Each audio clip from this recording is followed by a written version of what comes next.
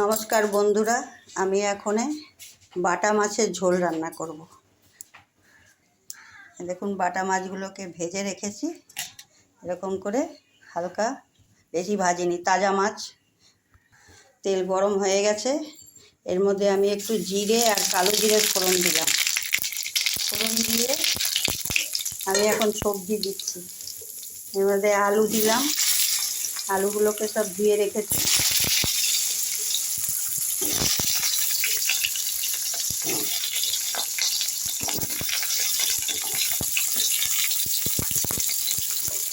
Beans দিলাম, ঝিঙে দিলাম, দিয়ে একটু হলুদ দিলাম, পরিমাণ মতন নুন দিলাম, দিয়ে এটাকে নাড়াচাড়া করে ঢাকা দিয়ে দেবো।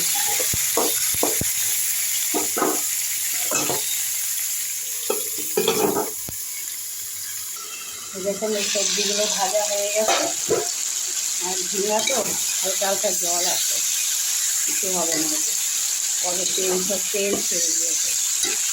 আমি এর মধ্যে একটু হলুদ দিলাম। আমি আজকে একটা বাটা করেছি, কালো জিরা দিয়ে, সাদা জিরা দিয়ে, কালো জিরা দিয়ে আর 4টে শুকনো লঙ্কা দিয়ে একসাথে পিষে নিয়েছি। সম পরিমাণ জিরা, সম পরিমাণ কালো জিরা দিয়ে আমি এই ঝোলটায় আজকে দেবো। দেখুন, ঝোলটাতে এখন কষাবো।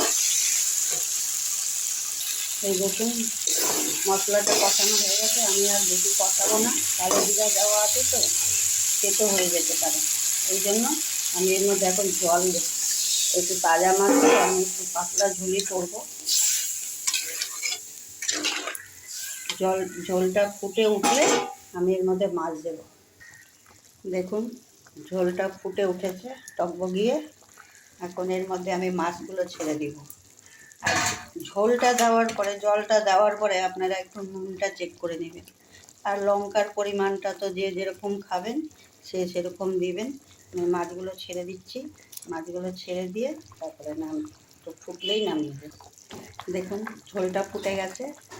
এখন গরমকাল, একটু পাতলা ঝোল খেতে ভালো লাগে তাজা মাছের, তাই পেঁয়াজ রসুন ছাড়া তাজা মাছের ঝোল।